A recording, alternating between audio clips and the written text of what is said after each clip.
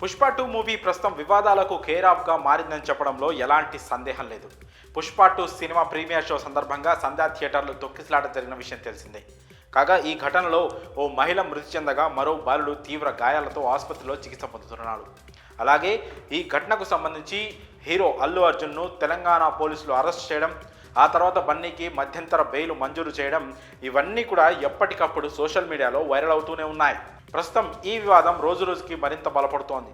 ఈ కేసులో రోజుకో ట్విస్ట్ బయటపడుతోంది. ఇవన్నీ చూస్తుంటే ఇది ఇప్పట్లో ఆగేలా లేదని అంతా అనుకుంటున్నారు. తాజాగా ఈ కేసు విషయంలో అల్లు అర్జున్ అభిమానులకు పెద్ద షాక్ ఇచ్చింది ప్రభుత్వం. ఈ అరెస్టుకు సంబంధించి బన్నీ ఫ్యాన్స్ ప్రభుత్వానికి వ్యతిరేకంగా సోషల్ మీడియాలో కొన్ని పోస్ట్ పెట్టారు. ఇవన్నీ కూడా తెగ వైరల్ అయ్యాయి. రకరకాల కామెంట్స్ పోస్ట్లో అనేక వివాదాలకు దారితీస్తున్నాయి. ఈ క్రమంలోనే ఇప్పుడు అలాంటి పోస్ట్ పెట్టిన వారిపై పోలీసులు చర్యలు తీసుకోబోతున్నారట. అభ్యంతరకరమైన పోస్టులపై నిఘా పెట్టిన పోలీసులు పలువురి ఫిర్యాదు మేరకు తాజాగా అల్లు అర్జున్ అభిమానులపై కేసులు నమోదు చేసినట్లు సమాచారం.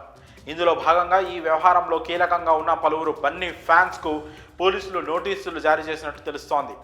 పోలీసులు చర్యలకు ఉపక్రమించడంతో ఐకాన్ స్టార్ అభిమానులు ఆగమేఘాల మీద తాము చేసిన సోషల్ మీడియా పోస్టులన్నీ తొలగించే పనిలో పడినట్లు సమాచారం.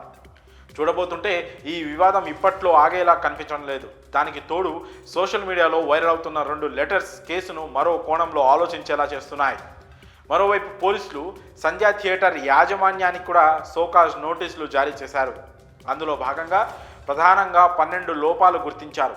2 థియేటర్లు కలిపి ఒకే ప్రాంగణంలో ఉన్నప్పుడు ఎంట్రీ ఎగ్జిట్ ఒకే వైపు ఎలా పెడతారనేది ప్రధాన ప్రశ్న.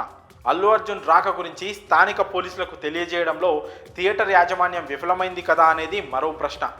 అల్లు అర్జున్ రాక సందర్భంగా ఎంట్రీ ఎగ్జిట్ ప్లాన్ ఎక్కడని ప్రశ్నిస్తున్నారు. ఇలాంటి 12 ప్రశ్నలతో సోకాజ్ నోటీసులు ఇచ్చి థియేటర్ లైసెన్స్ ఎందుకు రద్దు చేయకూడదో చెప్పాలంటూ 10 రోజుల్లో వివరణ ఇవ్వాలని ఆదేశించారు. మరి ఈ విషయంపై మీ అభిప్రాయాలను కామెంట్స్ రూపంలో తెలియజేయండి.